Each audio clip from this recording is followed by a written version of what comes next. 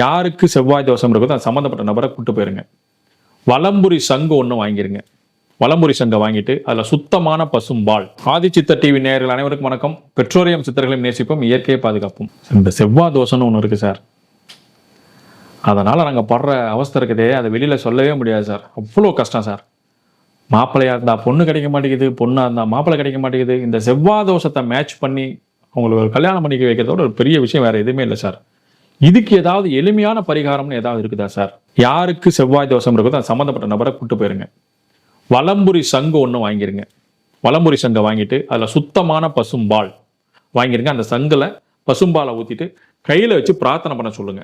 எங்க செவ்வாய்க்கிழமை நாளில் அம்பாள் ஒன்று துர்க்கையாக இருக்கலாம், அல்லது அம்பாள் எந்த அம்பாளாக இருந்தாலும் சரி, செவ்வாய்க்கிழமையில் அந்த வலம்புரி சங்கை கையில் வச்சுக்கிட்டு ஆத்மாத்மா பிரார்த்தனை பண்ண சொல்லுங்க. வலம்புரி சங்கில் சுத்தமான பசும்பால் இருக்கணும்.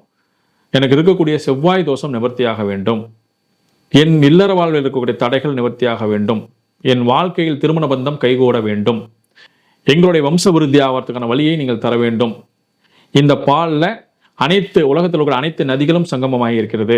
இந்த பாலில் எல்லா விதமான தோஷங்களை நிவர்த்தி பண்ணக்கூடிய மிகப்பெரிய ஆற்றல் இருக்குது. ஆத்மார்த்தமா பிரார்த்தனை பண்ணிட்டு அந்த அம்பாளுக்கு அபிஷேகம் பண்ணிட்டு வாங்க. 27 செவ்வாய்க்கிழமை நீங்க பண்ணி முடிங்க.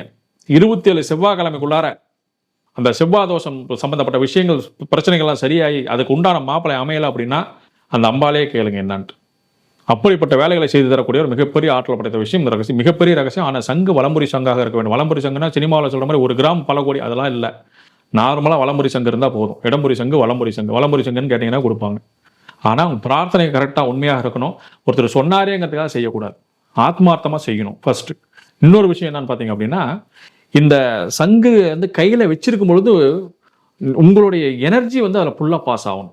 நான் வந்து என்னுடைய பிரச்சனைகள் நீங்கள் தான் தீர்வு, இதை விட்டா எனக்கு ஆப்ஷனே கிடையாதுங்கிறது நீங்கள் மனசால நினைக்கணும். அதே மாதிரி 27 செவ்வாய்க்கிழமைகள் தவறாமல் பண்ணணும். அதுதான் ரொம்ப ரொம்ப முக்கியம். ஒரு சிலர் வந்து சார் அன்னைக்கு கறி எடுத்துட்டா, அதெல்லாம் சொல்லக்கூடாது. நமக்கான ஒரு வேலையை செய்கிறோம். ஐயோ இதை செய்யலன்னா நீ செத்து போயிடும்னு சொல்லி செஞ்சேன்னா செத்துருன்னு சொன்னோம், நம்ம செய்வோமா? டாக்டர் ஒரு வார்த்தை சொல்லிட்டா செஞ்சிருவோமா? ஆனால் வழிபாட்டில் மட்டும் நம்ம கொஞ்சம் எக்ஸ்கியூஸ் கேட்டுக்கிறோம். அது மட்டும் பண்ணக்கூடாது. செஞ்சு பாருங்க, ஃபர்ஸ்ட் கிளாஸ் ரிசல்ட். அருமையாக வேலை செய்யுது. நீங்கள் செஞ்சு பாருங்கள், சூப்பராக இருக்கும். பயன்படுத்துங்கள், பலனடையுங்கள். நன்றி.